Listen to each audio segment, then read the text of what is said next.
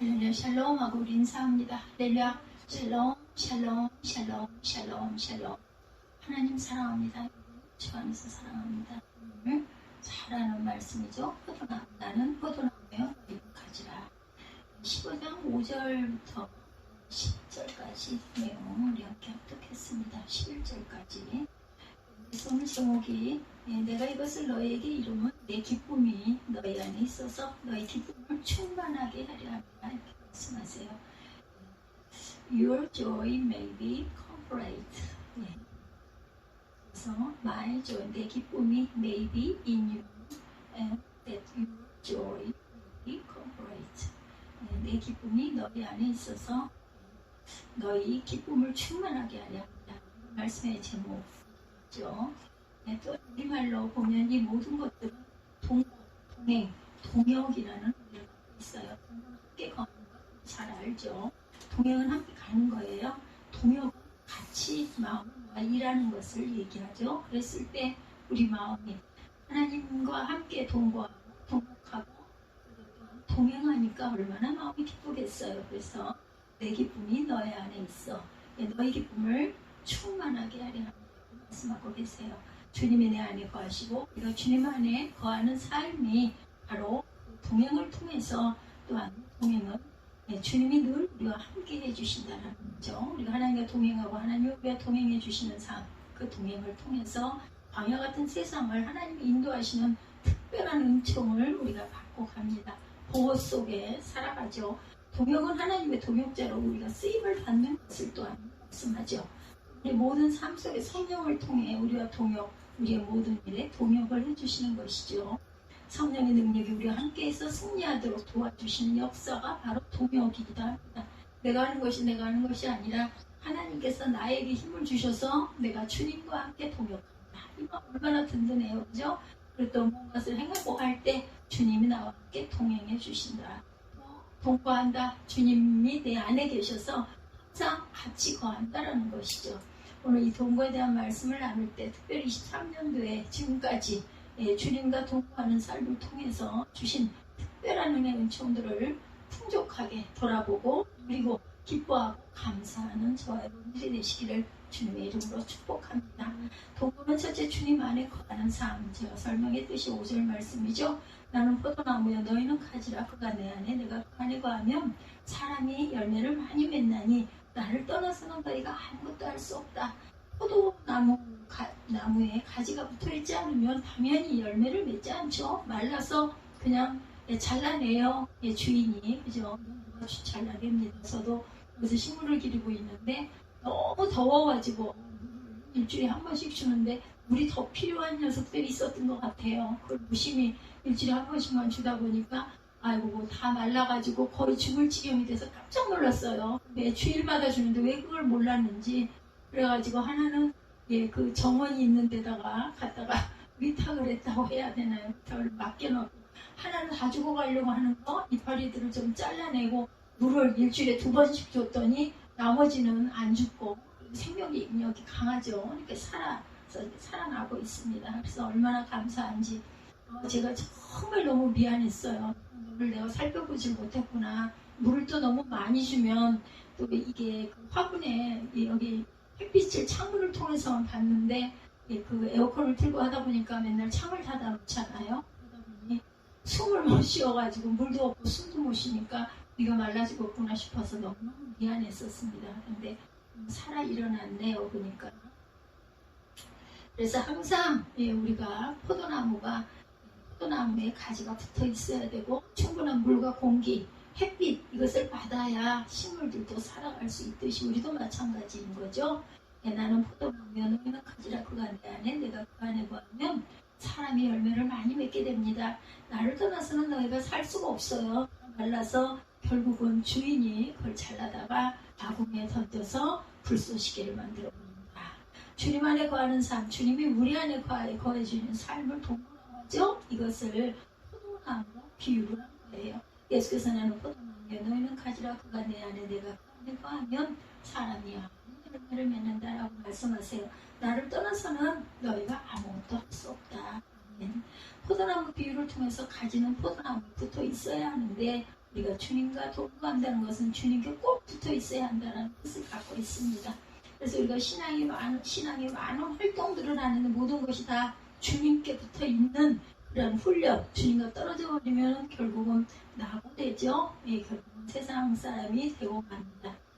코로나 3년을 우리가 정말 잘 거쳤어요. 그동안도 3년 동안도 코로나에 붙어 있기 어려운 그런 상황에서도 꼭 붙어서 주님과 동역하고 동거하고 동행했기 때문에 우리가 여전히 꾸준히 주님 안에 거하면서 오늘도 승리하는 삶을 살 수가 있는 줄 믿습니다.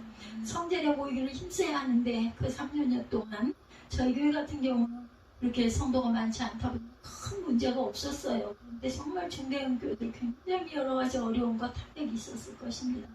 그래도 숫자가 많이 줄었다는 얘기도 있고 헌금이나 이런 부분도 정말 어려움이 굉장히 어려우셨겠죠. 그 큰 교회는 불도 켜야 되고 성도들이 많이 모이거나 몇 명이 찬양 그 영상을 찍기 위해서 모이거나 인원 조그만 인원으로 하더라도 킬 때는 또 다 켜야 되고 써야 되고 하다 보면 얼마나 어려우셨을까. 비대면 예배, 영상 예배를 통해서 오랜 시간을 가지면서 예배를 드리다 보니까 자신도 모르게 주님께서 그 교회에 나가야 되는 그 부분이 번거로워져 가지고 계속 나가지 않고 영상으로만 예배를 드리다가 가정에서 영상 예배 드리다 보면 편안간에 무슨 일이 일어나거나 뭐가 필요하거나 움직이게 돼요. 그러다 보면 예배가 예배스럽지 않을 때도 정말 많죠. 그럴수록 더 주님 안에 거하도록 우리가 많은 노력, 많은 집중을 해야 되겠죠. 예수님이 우리의 포도나무 되신다고 했는데 우리가 꼭 예수께 붙어 있어야만 한다는 것입니다. 잘못된 곳에 붙어 있다가 보면 망하는 경우가 많아요. 이단들은 교주가 자신이 그 포도나무라고 하죠. 이단은 무조건 자신이 그 자체다, 내가 신이다 하면 무조건 이단이라고 생각을 하면 되는데 왜 거기서 헤어나오지를 못하는지 저는 그게 이해가 안 됩니다. 다른 어려움은 다 이해가 되는데 내가 뭐 예수님이다, 내가 뭐 성모다, 뭐 이런 사람, 내가 하나님이다 이런 사람들을 어떻게 그걸 인정을 하고 그렇게 모시고 아니 거기다 또 왜 그렇게 많은 폭행을 그렇게 해가지고 성도들이 몸을 쓰지 못할 정도로 그렇게 얻어맞고 폭행을 당하면서도 견디고 있고 또 여대생들이 그 기가 막힌 성폭행 어제도 차 타고 오다가 그 방송에 나오는 뉴스를 잠깐 들어보니까 정신이상자죠. 사람을 얼마나 구타를 하고 때려가지고 성폭행을 했으면 뇌사가 돼가지고 119로 실려와가지고 정신이 깨어나지 못하고 며칠을 있다가 결국은 숨이 졌다고 그래요.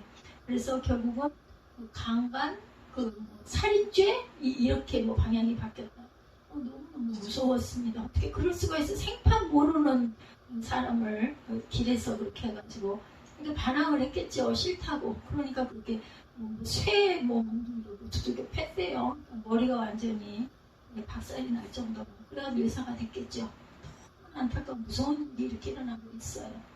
이단에게 붙어있고 교주에게 붙어있도록 하는 그러다 멸망하는 경우들 너무 기가 막 도대체 왜 그런 데를 왜 나가서 처음에 한두 번 들어보다 보면 이상하면 얼른 손을 발을 뺐어야 하는데 무슨 호기심인지 특히나 대학생들 여대생들이 또 그런 데를 이렇게 많이 간다고 하네요. 완전히 성놀이개가 돼가지고 그러면서도 거기를 꾸역꾸역 가는 이유를 저는 그걸 이해를 못하겠어요. 예전에 한참 유행했던 박대선 장로, 신앙촌 이런 사람들, 또한 통일교, 또 물론 하나님의 교회, 그리고 신천지 이만희 무서운 이단들인데 그럼에도 불구하고 왜들 학생들이 왜 가는지 최근에 신천지 교주가 재판을 받았죠. 어머니들이 나와서 내 아들 돌려달라고 묻는 영상이 많이 올라왔었습니다. 피켓을 들고 기가 막힌 걸 자식 길러가지고 그런데 왜 젊은이들이 이런 데 이렇게 현혹이 되는지 뭔가 이유가 있겠죠. 저는 아무것도 모르니까 뭐라고 얘기를 할 수는 없지만 어쨌든 간에 아니 내가 하나님이라고 그러면 그걸 믿는지 이해가 안 가요. 그 사랑스러운 자녀들이 그렇게 착하고 귀하게 살았던 자녀들이 어느 날 이단에 붙어있다가 보면 가출을 하고 3년이 됐는데도 얼굴 한 번 보지 못하고 소식 한 번 듣지 못하다가 7년이 되었는데 얼굴 한 번 보지 못하고 소식 듣지 못한 그런 부모들이 굉장히 많다고 합니다. 제발 내 딸을 돌려달라, 내 아들을 돌려달라 하면서 아우성치는 그런 어머니들의 모습을 방송에서도 가끔 보게 되죠. 얼마나 기가 막힐까요? 그죠? 잘못 붙어있다 인생을 망쳐버리는 경우들이 기가 막히게 많습니다. 어떤 사람들은 귀신에게 붙어있는 사람들도 있어요. 예, 뭐 요즘에 공황장애니 뭐 이런 그 정신질환들이 굉장히 많고, 예, 정신과들이 상당히 많다고 그러죠. 예, 무상숭배, 늘 귀신 숭배하고 그러다 보면 귀신에게 붙어있고 귀신이 그 사람 속에 들어와서 역사를 하는 그런 일들이 많습니다. 몸이 병들게 되고 마음이 병들게 되고 심지어는 극단적인 선택을 하는 사람들도 많아요. 잘해야죠. 예, 이제 자기 혈관 끊는다고 그러고 그래서 죽기도 합니다. 예수께 붙어있어야 우리 인생은 축복이 누려진다라는 거. 요한복음 10장 10절이죠. 우리가 어디에 붙어있어야 돼? 도둑이 오는 것은 도둑이 죽이고 멸망시킨다는 거죠. 네, 사단마귀, 더러운 귀신들이고 악한 영들이라는 거. 그리고 이단과 같은 그런 부분들이죠. 도둑질하고 죽이고 멸망시키려는 것 보면 내가 온 것은, 예수님께 온 것은 생명을 얻게 하고 어떻게 풍성이 얻게 하게 하심이라고 말씀합니다. 예수님이 이 땅에 오신 것은 우리로 하여금 영원한 생명을 얻게 해주시고 우리의 삶이 풍성한 삶이 되어지도록 은혜를 베풀어 주신다는 것. 이렇게 주님과 동거하는 특별한 그런 은혜가 있는데, 주님과 동거하려고 하면 어떻게 해야 할까? 우리가 예수님 우리 마음에 영접해야 되죠. 모셔드려야 되죠. 예수님을 믿고 영접하게 되면 우리는 예수님이 우리 안에 거하시고 또한 주님 안에 거하게 된 하나가 되는 그런 현상. 요한복음 1장 12절이죠. 영접하는 자, 곧 이름을 믿는 자들에게는 하나님의 자녀가 되는 권세를 주셨다. 이렇게 말씀합니다. 여기 믿는 자, 또한 영접하는 자라고 했는데, 예, 같은 의미예요. 하나님을 믿는 자, 예수님을 믿는 자, 또 예수님을 모셔드리는 자, 모두가 같은 의미죠. 예수가 하나님의 아들이심을 믿습니다. 아멘. 예수가 구원자이심을 믿습니다. 아멘. 예수가 우리의 그리스도이심을 믿습니다. 나를 인도하는 내 안에 거하신 임마누엘의 하나님 나와 함께 하시는 그리스도이심을 믿습니다. 믿고 우리 마음에 영접해 드리죠. 영접이라는 건 뭐예요? 모시는 거죠. 예, 곧 마음속에 주님께서 영으로 찾아오시죠. 마음을 열고 예수님을 영접했을 때 우리에게 찾아오시기 위해서 문을 두드리고 계신다는 거죠. 오늘 말씀 속에서도 어떤 성경을 보다가도 내게 찾아오십니다. 요한계시록 3장 20절에서 말씀하시죠. 볼지어다 내가 문 밖에 서서 두드리노니 누구든지 내 음성을 듣고 문을 열면 내가 그에게로 들어가 그와 더불어 먹고 그는 나와 더불어 먹으리라. 아멘. 주님이 우리에게 들어오시기 위해서 우리의 마음의 문을 늘 두드리고 계신다. 어떤 상황 속에서, 말씀 속에서, 예배 속에서, 찬양 속에서, 그죠? 수시로 우리가 주님께 집중할 때 더욱더 강하게 강권하시죠. 예, 전도자들을 통해 여러 환경을 통해 복음을 통해 우리의 마음을 두드리시다가 우리가 마음을 열고 예수님을 영접하고 우리 가운데 들어오심을 우리가 알게 됩니다. 눈물 나죠? 그래서 감동이 옵니다. 여기 함께 먹는다고 하는 것, 함께 동거한다는 말씀이에요. 그래서 예수를 믿을 때, 예수님을 영접할 때 예수님이 우리의 삶 속에 들어오시는 것이다. 그리고 예수님과 동거하려고 하면 예수님과 친밀한 교제, 사랑의 교제를 늘 나눌 줄 알아야 되는데, 한 집에 거하려고 하면 서로 사랑하는 사람이 되어야 되죠. 미워하고 넌 쳐다보기 싫어해가지고는 같이 동거할 수가 없어요. 원수와 함께 동거는 절대로 불가능합니다. 원수가 되면 동거가 아니라 별거가 되죠. 별거를 떨어져 있게 됩니다. 예수님이 우리 삶 속에 들어와서 우리와 함께 하시기를 원하시고 주님과 함께하는 삶을 살려고 하면 주님과 친밀한 관계를 만들어 가야 하는데, 여기에는 사랑과 섬김이라는 그런 행위 속에 이런 것들이 이루어진다는 것. 하나님이 우리를 사랑하셨어요. 예수님이 우리를 사랑하셨어요. 독생자를 주시기까지 사랑하셨죠. 예, 그 사랑을 받고 우리 또한 주님을 사랑하게 되죠. 아니면 우리 인간 관계 속에서도 누군가 나에게 정말 고맙게 해주고 내가 필요한 것을 채워주고 내 답답한 것을 풀어주고 내 무거운 것을 함께 들어주고 이러면 어때요? 얼마나 고맙고 감사해요. 이제 뭐라도 막 주고 싶죠. 똑같은 거죠. 내가 예수님을 인정하고 모셔드릴 때 주님께서 나와 함께 당연히 동행해 주신다는 거. 주님을 믿고 신뢰할 때 우리가 동거할 수 있다. 동역할 수 있고 동행할 수 있다는 거죠. 믿고 오지 않은 것. 그리고 섬기는 것. 주님이 우리 가운데 들어오시면 우리 마음에 그런 마음이 생겨나요. 섬기고 싶어집니다. 주님을 위해서, 교회를 위해서 무언가 봉사하고 싶어지죠. 그리고 마음이 뜨거워집니다. 뭔가 하나님을 드러내고 싶어서 사람을 만나기만 하면 그 간증을 자꾸 하게 돼요. 정말 은혜 받았을 때 초기에는 다른 말이 생각이 안 나. 누굴 만나서 정말 그 누가 듣겠다고 하냐고요. 그러니까 상대방은 정말 부담이 되고 싫어하는데도 불구하고 뭐 얘기하다가 또 돌아가면 또 그 얘기를 또 돌아가고 또 돌아가고 제 경험이 그랬습니다. 항상 입에서 입술에서 떠나질 않았어요. 정말 너무 기뻤어요. 푸른 위를 걷는 것 같은 그런 기분이었습니다. 물론 지금도 마음에 기쁨이 있어서 몸이 이렇게 불편함에도 항상 기쁜 마음을 또 하려고 해요. 무언가에 상처를 받거나 좋지가 않으면 그걸 바꾸려고 엄청 나름 노력을 합니다. 이런저런 일들을 찾아서 기쁨으로 섬기는 것 바로 주님을 사랑한다는 증거예요. 그리고 주님이 내 안에 거하신다는 증거가 된다는 거죠. 보통 사람들 관계에서 서로 섬기지 않고 대접만 받으려고 하면 어느 순간 부담스러워지죠. 멀어지게 됩니다.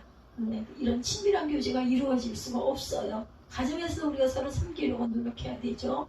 연세가 많이 들어도 남편이 섬기려고 노력하고 아내가 섬기려고 노력하고 섬김 속에 더욱 신뢰와 사랑이 내가 힘이 들어 나 이런 거 잘 못해 그럴 때 배우자가 얼른 나서서 해주면 얼마나 고마워요. 간단 한 가지로 뭐래도 막 해서 이렇게 대접하고 싶죠. 내가 할 줄 아는 거 뭐가 됐든 간에 아니면 뭘 좀 사서라도 그 사람을 기쁘게 해주고 싶은 이런 마음 서로 섬기는 겁니다. 우리가 신앙생활을 하면서 어떤 모양으로든지 주님과 친밀한 교제를 유지하기 위해서 이 섬김, 봉사, 선대접 너무나 귀중한 겁니다. 또한 우리가 주님과 동거하는 삶을 살아가려고 하면 주님의 말씀에 또한 순종하게 되죠. 말씀이 굉장히 귀하게 됩니다. 그리고 내가 그렇게 하지 못할 때 마음이 아주 불편해요. 마음이 무거워요. 누군가를 비방하고 원망하고 안 좋은 생각을 하고 미워하는 마음을 가진 것을 스스로만 알잖아요. 그렇게 되면 아주 마음이 불편하고 아주 좋지가 않아요. 얼른 그거를 회개하고 털어버려야 마음을 바꿔야 그나마 숨을 쉴 수가 있게 그렇게 됩니다. 이 말씀에 순종하게 되어지면 주님은 또한 기뻐하시죠. 그리고 네 잘못을 내가 생각도 안 하겠다고 해요. 네 죄를 내가 기억도 안 하겠다고 말씀하시죠. 특별히 말씀을 통해서 항상 우리가 기도할 때도 말씀을 먼저 읽고 그 말씀 속에서 우리가 기도를 하는 거, 간구하는 거. 그게 내 기도가 아니라 하나님이 원하시는 기도를 하려면 저는 그렇게 생각을 합니다. 항상 말씀을 읽고 말씀에 입각해서 기도하고 또 내가 원하는 거, 내가 불편한 거, 내가 필요한 거 이런 걸 구할 때도 항상 주님이 하신 말씀을 찾아서 읽고 그리고 기도를 합니다. 찬양과 또 찬양도 마찬가지예요. 가사를 통해서 찬양을 쓴 작사하신 분들이 모두 다 이 은혜 속에서 작사를 하셨기 때문에 찬양의 가사들이 거의 다 우리 성경 속에 있는 말씀들이에요. 그 조금 이렇게 번역을 조금 해가지고 그렇게 했지만 결국은 뜻을 이렇게 입술로 고백하다 보면 이거 말씀하고 연결이 되죠. 그래서 우리가 기도를 온전히 집중해서 못할 때는 찬양이라도 열심히 하면서 가사를 음미하면서 그 속에서 내가 감동을 받는 그런 방법 있습니다. 무엇으로든 내가 긴 시간을 기도만 멀뚱히 살 수가 있으면 좋겠는데 그게 안 될 때가 많아요. 바쁘게 생활을 하다 특히 직장을 다니고 하는 일이 많다 보면 안 돼요. 그게 그럴 때는 귀로 들으면서라도 마음으로 함께 기도를 하는 거죠. 그 말씀을 우리가 레마의 말씀으로 받는 거예요. 찬양 속에서도 그 말씀이 내 마음을 울리게 하고 그 말씀이 내 삶 속에 살아 움직이게 계속 되뇌이다 보면요 생활 속에서 그런 걸 많이 느껴요. 그 말씀이 아니면 찬양의 그 가사가 이거구나 이런 감동이 올 때가 너무나 많다. 그게 뭐예요? 우리가 주님과 함께 동행하는 거예요. 긴 시간을 그러면 좋겠지만 못할 때 저는 몸이 불편해서 한 자리에 이렇게 고쳐 앉아가지고 오랫동안 못해요. 뭐 운전을 할 때라든지 아니면 기대고 누워서라든지 잠을 그렇게 많이 안 자니까 오늘도 눈을 뜨니까 시간을 항상 저는 착각을 해요. 이게 오전인지 밤인지 몰라가지고 한참 어제도 사무엘한테 속았어요. 근데 사무엘아 이게 지금 밤이야? 아침 아니야? 막 그랬더니 아침이야 그러더라고요. 나중에 뭘 봐도 다 시간. 그러니까 나중에 가르쳐 주는 게 저기 저 시계 전자시계 보면 21시인지 그냥 1시인지 이렇게 나와 있잖아. 그걸 보면 알잖아. 아니면 휴대폰에 날짜를 봐. 또 보이지도 않아. 얼결에 깨가지고 막 놀래가지고 성전에 불은 들고 이렇게 켜있고 하다 보니까 창문을 요즘에 닫아놓잖아요. 그래서 오늘도 돌았는데 2시가 좀 못 되었는데 이게 도대체 낮 시간이야 밤이야 오늘이 토요일이야 아니면 주일이야 막 이러면서 한참 헤매다 보니까 새벽 2시 1시 40분인가 이렇게 됐더라고요. 그때부터 깨어있다 보니 여러 가지 생각을 하고 기도를 하고 또 오늘 해야 할 것들. 근데 이거 배터리 부분은 제가 볼 줄을 몰라요. 아니 당연히 그냥 믿은 거죠. 계속 하루 반을 충전을 했으니까 집어넣으면 되지는데 그게 그 레버가 잘못돼서 움직여 있었는지 제가 몰랐어요. 그러다 보니까 또한 영상 찍으려고 보니까 배터리가 다 나간 거. 정신 더 신경을 써야 되겠죠. 바뀌고 나서 참 저 영상기 때문에 굉장히 고생을 했는데 아직도 끝나지 않은 부분이 또 있네요. 찬양도 이렇게 항상 느끼면서 감사하면서 입술로 고백하면서 또한 그 곡조 속에서도 우리가 감동을 받기도 하죠. 예, 우리가 레마의 말씀으로 받는 것, 예, 성경 속에서도 아니면 예배 안에서도 아니면 찬양 속에서도 그리고 그 말씀이 문득문득 떠오를 때 말씀을 붙들고 성령께서 내게 주시는 말씀이다 하고 꼭 그걸 붙들고 우리가 또 기도하는 것이 좀 굉장히 중요합니다. 그래서 신학적 보네포는 이런 이야기를 했어요. 말씀이 당신의 가슴을 울려야 되고 말씀이 당신의 삶 속에 살아 역사해야 한다. 맞아요.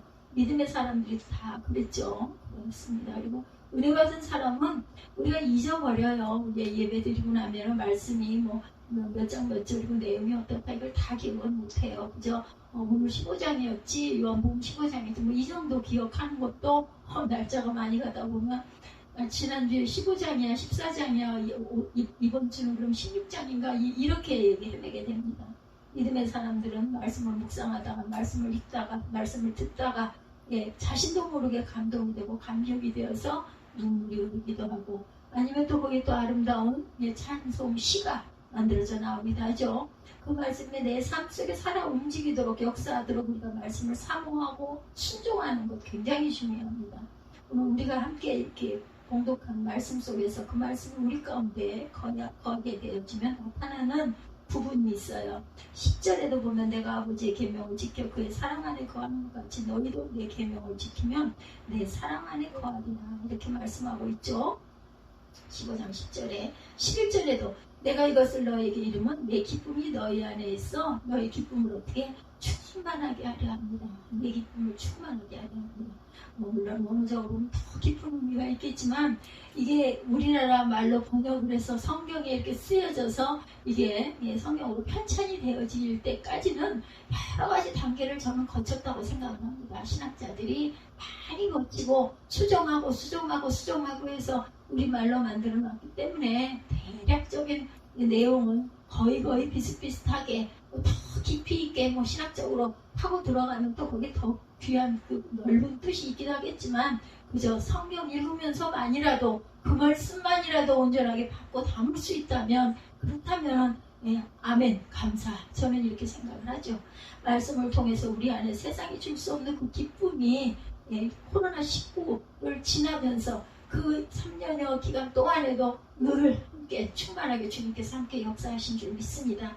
우리 가운데 기쁨이 충만하게 되어진다는 말씀이죠. 우리 가운데 역사하게 되어진다. 우리가 말씀을 가까이 하면 가까이 할수록 하나님의 사랑 가운데 거하게 되고 우리 안에 세상이 줄 수 없는 그 기쁨을 충만하게 누릴 수 있는 저와 여러분이 됨을 우리가 항상 깨닫고 그 삶을 그 생활을 아니면 우리 입술의 고백을 그대로 실천하고 그렇게 살아가도록 노력해야 합니다. 둘째, 주님과 동거하면 열매를 많이 맺게 된다고 말씀하죠. 그래서 5절에 나는 포도나무에 너희는 가지라 그가 내 안에 내가 그 안에 거하면 사람이 열매를 많이 맺나니 나를 떠나서는 너희가 아무것도 할 수 없다. 아니 뭐 떠나서는 아무것도 할 수 없을 뿐만 아니라 시들어서 말라서 그죠? 아궁에 던져지는 쓸모없는 그냥 마른 나무가지가 될 수밖에 없다라는 거예요. 주님 안에 거하는 삶이 되면 주님과 동거하는 삶이 되면 열매를 많이 맺는다. 이 열매는 어떤 열매? 인격적인 열매들이 맺힌다는 것. 인격적인 열매는 성령의 열매겠죠. 갈라디아서 5장 22~23절 말씀에 성령의 열매에 대한 말씀을 하고 계시죠. 오직 성령의 열매는 사랑과 희락과 화평과 오래 참음과 자비와 양성과 충성과 온유와 또한 절제라고 말씀하세요. 마지막이 절제입니다. 원래 그 절제할 줄 알아야 되는데 그걸 그만큼 못해가지고 굉장히 마음이 불편할 때가 너무 많아요. 또 잘못했구나 이런 마음이 많이 들죠. 이 성령의 열매는 곧 우리의 인격이라는 것. 사랑의 열매가 또한 그렇죠. 우리 안에 성령의 열매를 통해서 사랑의 마음이 하나님을 사랑하고 이웃을 사랑할 수 있는 마음이 하나님 아버지의 마음을 통해 사람들의 영혼을 바라보고 또 사랑할 수 있는 그 마음이 생긴다라는 것. 그래서 원수까지도 사랑할 수 있는 것은 내 감정이 아니라 내 안에 주신 주님이 거하시기 때문에 우리의 마음으로 그렇게 된다는 것. 희락도 기쁨도 마찬가지죠. 희락도 기쁨과 같은 뜻이기도 합니다. 주님이 우리 안에 거하시면 주님이 우리에게 기쁨을 주시니까 세상에 줄 수 없는 그 기쁨을 누리는 것이고, 화평도 주님이 우리 가운데 거하시면 주님과 동행하면 화평하게 되어진다라는 것. 모든 사람과 더불어 화평하게 되어 화평하게 하면서 살아가는 사람이 바로 주님과 동거하는 사람이고 하나님의 자녀가 된 삶이라는 것. 사단이 그 안에서 역사하게 되면 화평을 깨뜨리죠. 많은 사람들이 예수님께 붙어 있어야 하는데 귀신에게 붙어 있습니다. 본인은 알지 못해요. 귀신에게 붙어 있으면 화평이 이루어지는 것이 아니라 늘 그 속에 미움과 갈등과 불안, 그죠? 의심 이런 것들로 가득 채워지게 된다는 것. 성령이 우리 가운데 역사하시면 주님과 동거함을 통해서 인격의 열매, 성령의 열매가 나타나는 화평한 교회가 되어진다는 것. 그런 성도의 삶이 되어집니다. 교회는 화평한 교회예요. 하나님의 은혜가, 특별한 은혜가 주어져서 교회가 세워지죠. 이것이 우리 여러분 한 분 한 분 성도들과 동행하는 삶을 하나님께서, 주님께서 살아가고 계시기 때문에 교회가 세워집니다. 오래 참음 역시도 인내함도 쉽게 되는 것이 아니죠.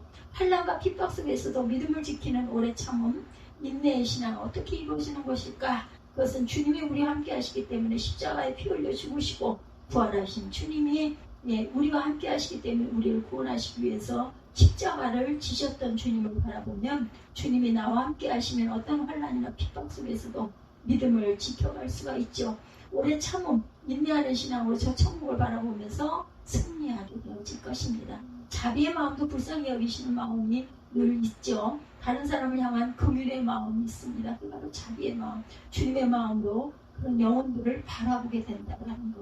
양선, 착한 마음, 그 안에 착한 일을 행하게 하시는 이가 바로 주님이시기 때문에 선한 일을 행할 수 있는, 착한 일을 행할 수 있는 마음을 우리에게 주신다. 주님께 충성하는 마음도 주님이 우리와 함께 하시니까 끝까지 충성하게 되고, 또한 죽도록 충성하는 그런 마음이 바로 나와 함께 동거하시는 주님이 계시기 때문이라는 것. 온유의 마음, 절제의 마음도 마찬가지죠. 온유는 따뜻하고 부드러운 마음이에요. 예수께서 말씀하시죠. 예수가 내 안에 거하고 내가 내 안에 거하고 네가 내 안에 거하면 내가 너를 따뜻하게 품어주겠다. 절제도 세상 것 주님이 싫어하시니까, 내 안에 거하는 주님이 싫어하시니까 절제를 하게 된다는 것. 그래서 술도 절제하고 끊고, 담배도 절제해서 끊고, 이런 것이 주님이 내 안에 거하시기 때문에 가능한 것이다. 그래서 항상 사역의 열매가 그렇게 돼서 나타나죠. 모든 걸 절제하고 온유하고 충성하고 이렇게 하다 보면 사역의 열매는 봉사의 열매고 전도의 열매인데, 특별히 주님이 우리와 함께 하시기 때문에 그 열매들이 나타나는데, 주님을 모시고 난 다음에 또 주님을 믿고 모시는 삶을 살아가는, 뭔가 교회를 위해서 하고 싶은 마음이 생겨요. 누가 시키지 않아도 봉사하고 싶고 나누고 싶고 그저 주고 싶고 이런 마음들이 자꾸 나타나죠. 그래서 또한 전도의 열매를 맺게 됩니다. 주님을 믿고 모시는 삶을 살아가면 교회를 위해서 뭔가를 자꾸 하고 싶고 주님을 전하고 싶고, 그죠? 그래서 때를 얻든지 못 얻든지 복음을 전하게 되고 전도하게 되고, 한 영혼이 주님께 돌아오면 정말 얼마나 귀하고 기쁘고 감사한지 모르죠. 예전에 몇십 년 전에는 그 집에 가서 설거지도 해주고 애기 등에다 업고 일을 해주고 장도 받아주고 어디 모시고 가가지고 식사도 같이 하시자고 그러고 엄청 했었어요. 그게 교회 나오게 전도하기 위해서이긴 하지만 그게 누구를 위해서인가, 그 사람을 위해서인데, 그러고 나면 그 한 영혼 나와가지고 자랑하는 거 보면서 너무나 기뻐하는 그런 걸 제가 참 주변에서 많이 봤습니다. 그래서 우리는 다른 사람을 못하더라도 내 가족만이라도, 내 자녀만이라도 온전하게 바로 세워놓고, 그리고 내가 하늘에 가야지 이런 마음이 생겨야 되죠. 미워하기보다는 미운 마음 들 때가 많아요. 미워하기보다는 그래도 불쌍히 여기고 왜냐하면 우리를 주님께서 구원하셨고 우리가 온전해요. 하나도 온전한 게 없어요. 근데 던져주셨으니 똑같이 내가 내 자녀에게, 내 가장 가까운 이웃에게, 벗에게, 그죠? 이걸 구원해야 되죠. 그래서 저는 늘 그 말씀을 입술로 고백을 하면서 믿다가도 또 위에서 기도합니다. 너와 내 집이 구원을 받으리라. 그렇다면 내 가족 하나 구원을 못했어. 그렇다면 얼른 구원해야지. 그런 마음으로 잘해줘야죠. 속을 뒤집어 놓고.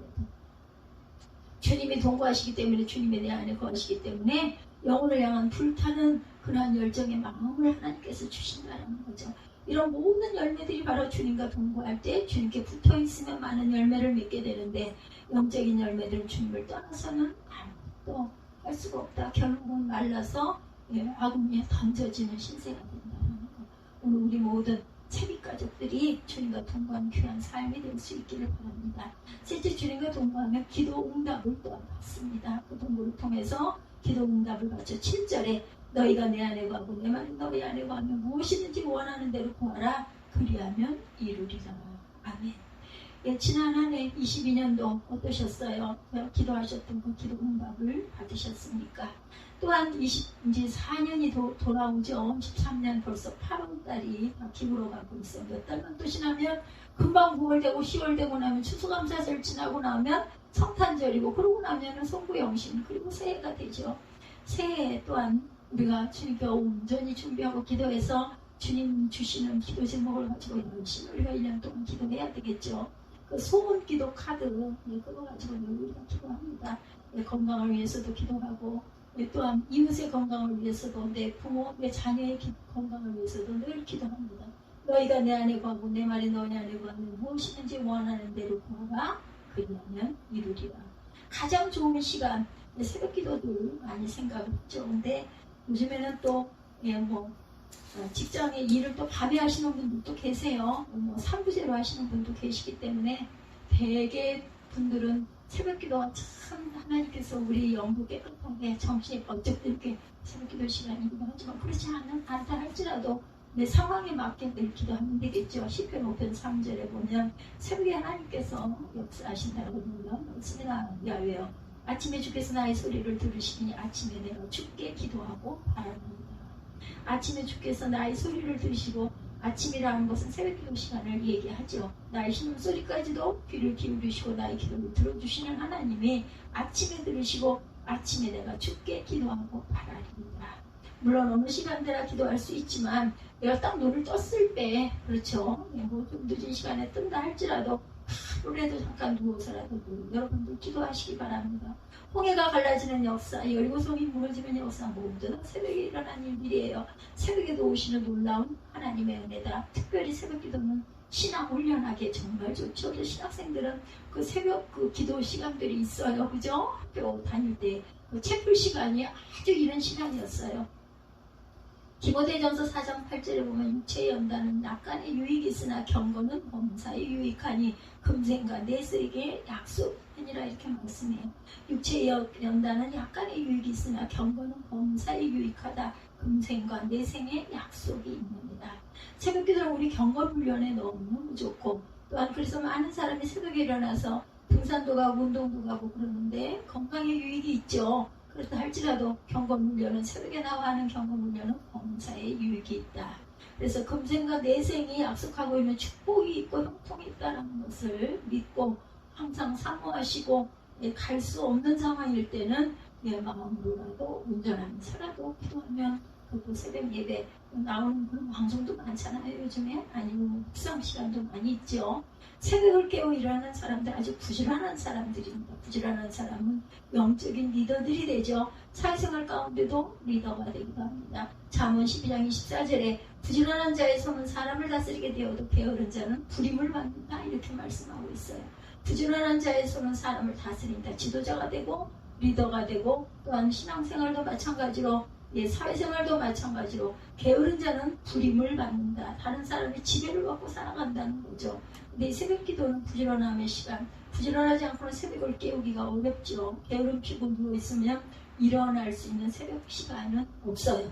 그래서 특별히 우리의 새벽 기도를 통해 주의 날개 아래 우리를 보호해 주시는 그 은혜를 늘 경험하죠. 시편 57편 1절에 하나님이여 내게 은혜를 베푸소서, 내게 은혜를 베푸소서. 내 영혼이 주께로 피하되 주의 날개 그늘 아래 이 재앙들이 지나가기까지 피하리이다. 이렇게 말씀. 인생이 살면서 어저께 아들이 그런 얘기 하더라고요.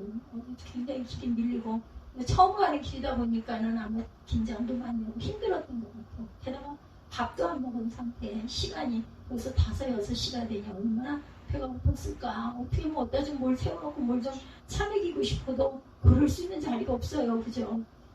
그랬더니 와가지고 그 차를 대고 나더니 후프로다 차를 대고 나더니 막 내려가지고 한참 동안 아이고 온몸을 흔들면서 그래서 그걸 보면서 아니 밥을 싸갖고 갔어. 근데 안 먹고 잔 거예요. 그 시간 내내 먹고 가자고 그래도 싫다고 그러고 결국 그러더니 아이고 아주 죽을 뻔했다고 나중에. 그래서 또 어떻게 본인 좋아하는 거 하나 사가지고 들려가지고 왔죠.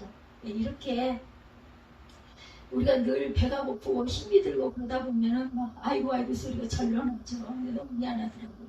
시편 기자는 많은 재앙을 만났어요. 재앙을 만날 때마다 기도함으로 주의 날개 그늘 아래 피하게 되죠. 그때 이 재앙이 지나갔더라. 그래서 그 다윗의 이야기도 굉장히 많아요. 보면 그죠. 성경도 다윗의 이야기가 여러 개 상하에 보면 굉장히 많습니다. 역대 상하에도 마찬가지고 토요일 새벽에 집사님 한 분이 문자를 어느 분에게 보내셨대요. 새벽 2시경에 문자가 왔는데 사업장에서 일하시는 분이 확진자가 나왔다. 코로나 때 이야기예요. 그 확진자가 식사를 하고 있기 때문에 나머지가 난리가 났어요. 다들 가서 우리 그랬던 적 있죠. 예, 그 수영장에서도 그랬고 함께 있었다 보니까 직장에서도 그렇고 그분이 확진자가 되니까 방역당국에서 와서 모두 다 검사해라 이렇게 얘기를 했다는 거죠. 엄청나게 두려워가지고 이 교회로 막 기도 요청이 쇄도를 했다고 합니다. 밤 2시에 그래서 문자로 주고받고 하면서 기도를 해드리는 경우가 있었다 이 얘기예요. 그래서 아침 시간에 성도들과 함께 또한 기도 요청을 쭉 해가지고 함께 했답니다. 그래서 그 집사님 가정에 이런 어려움이 있는데 같이 일하는 사람들도 확진자일 수도 있다. 기도해달라. 주의 날개 아래 보여주신다. 기도하고 아침에 그분들이 가서 검사를 했는데 음성 판정이 나와서 아이고 하나님이 도와주셨구나 하고 감사했다 이런 이야기를 했습니다. 가슴을 졸이고 기다리는 시간 기도하고 간절히 기도하면 새벽에 기도하죠. 그러다 보면 기도할 때 특별히 주의 날개 그늘에 우리를 보호하시는 은혜를 우리가 경험하게 돼요. 그래서 위험한 지경을 만날 때 그것도 우리는 누가 하라고 하지 않아도 기도하게 된다는 거죠. 새벽에 하나님이 도우시는 은혜를 우리가 받아야 하는데 이렇게 고난 가운데 주의 날개 아래 피하였더니 시편 57편 8절에 그렇게 노래해요. 내 영광아 깰지어다 빛과 수금아 깰지어다 내가 새벽을 깨우리로다 할렐루야. 아까 아들아 이 얘기를 하는 이유가 있었어요. 깜빡 잊어버려가지고 말씀이 넘어갔는데 그래서 원래 사는 게 그렇게 힘이 든 거야 그랬더니 그렇게 대답을 하더라고요. 맞아 사는 게 정말 힘들어. 20살짜리가 그렇게 얘기해요. 그래 너도 나름 무척 힘이 들구나 하는 생각을 했습니다. 정말 우리가 기도를 소홀히 하지 말고 항상 어떤 상황과 마음의 불편함, 마음의 고통, 공고함 또한 상처 이런 게 있을 때는 기도하십시다. 2023년도 하반기에 특별히 주님과 동거하고 동행하고 동역해 나아갈 때 광야의 길 같은 그곳에 물도 주시고 또한 공기도 주시고 서늘한 바람도 항상 주신다는 것을 잊지 맙시다. 삶이 원래가 그렇습니다. 누구나 돈이 많은 사람이나 적은 사람이나 또한 문제가 없는 것 같아 보이는 건강해 보이는 사람도 나름 삶 속에서 문득문득 이런 그런 과정에 늘 있다는 것을 잊지 않는 저와 여러분들이 되시기를 주님의 이름으로 축복합니다. 결단하시고 사도적 중동으로 이걸 마치도록 하죠.